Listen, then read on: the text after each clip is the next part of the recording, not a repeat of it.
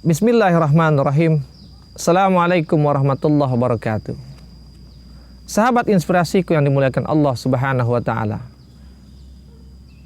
Di dalam Al-Qur'an Allah berfirman kepada kita untuk memberitahukan dan mengingatkan kita. Wabil ashari hum yastaghfirun, kata Allah. Dan di waktu sahur itu maka beristighfarlah kalian kepada aku. Mohonlah kalian ampun kepadaku, kata Allah Subhanahu wa taala. Dan hari ini adalah hari-hari di bulan Ramadan, di mana di antara aktivitas-aktivitas Ramadan kita ada yang namanya sahur. Dan di dalam setiap waktu-waktu sahur kita ada keberkahan di dalamnya. Sebagaimana Rasulullah pernah mengatakan, tasaharu fa inna fis sahuri barakah. Kata Rasulullah, bersahurlah kalian karena di dalam sahur itu ada keberkahan.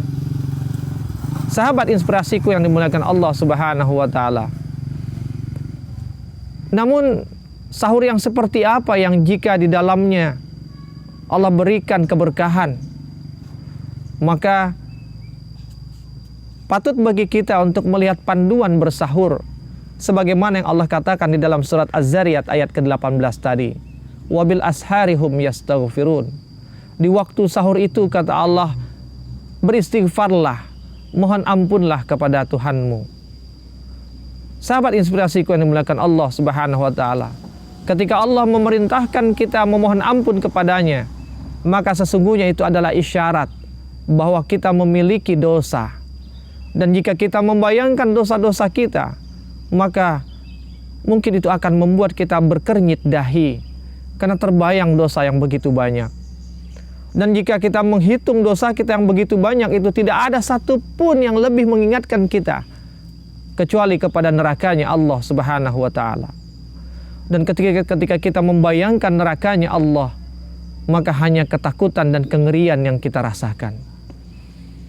Sahabat inspirasiku yang dimuliakan Allah Subhanahu wa taala, Allah memerintahkan kepada kita untuk memohon ampun kepadanya dari sejak di pagi hari, dari sejak di waktu sahur, dari sejak hari itu dimulai.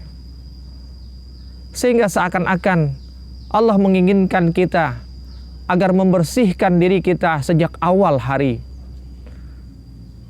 Sahabat inspirasiku yang dimuliakan Allah Subhanahu wa taala, dosa itu ibarat toksin atau racun.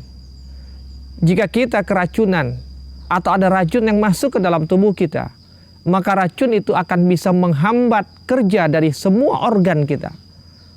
Jantung kita, ginjal kita, hati kita, paru-paru kita, dan seluruh organ tubuh kita akan terganggu dengan adanya toksin itu.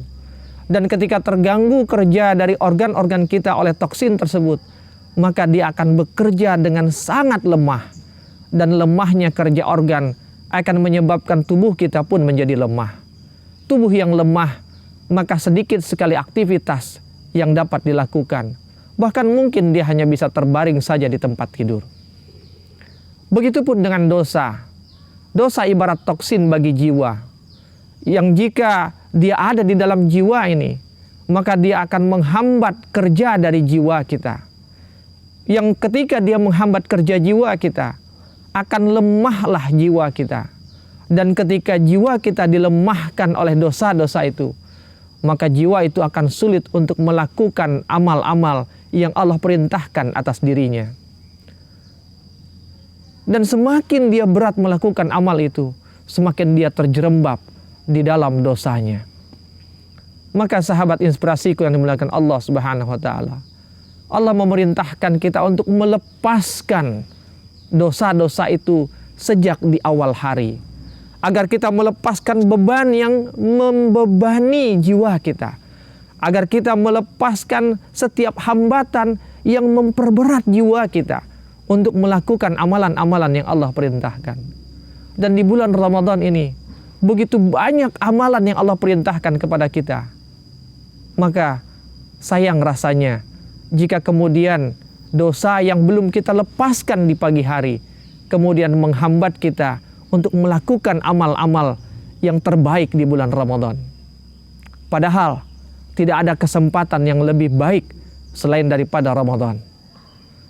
Sahabat inspirasiku yang dimuliakan Allah Subhanahu wa taala, maka lepaskanlah beban itu. Lepaskanlah dosa-dosa itu dari sejak kita memulai hari-hari kita. Sehingga setelah dilepaskan beban itu, hilanglah apa yang memberatkan jiwa kita. Sehingga kita akan hadir di hari itu. Kita akan menjalani hari-hari itu dengan lebih bersemangat, dengan jiwa yang lebih kuat. Dan ketika jiwa itu menjadi kuat, maka semua amalan-amalan di bulan Ramadan yang penuh dengan keutamaan itu akan mudah untuk kita laksanakan. Dan ketika itu terjadi, dan ketika itu kita lakukan, dan ketika itu mampu kita kuasai, maka insya Allah kita akan menjadi hamba yang luar biasa di bulan Ramadan. Maka sahabat inspirasiku yang dimuliakan Allah, mulailah setiap hari kita, setiap pagi kita, setiap di waktu sahur kita dengan beristighfar, memohon ampun kepada Allah Subhanahu wa taala. Jangan lakukan apapun yang justru menjadi sesuatu yang berlawanan dari apa yang Allah perintahkan. Jangan sampai Allah memerintahkan kita ke barat, tapi kita pergi ke timur. Allah suruh kita ke utara, tapi kita berlari ke selatan. Allah suruh kita meminta ampun, tapi kita tergelak tawa.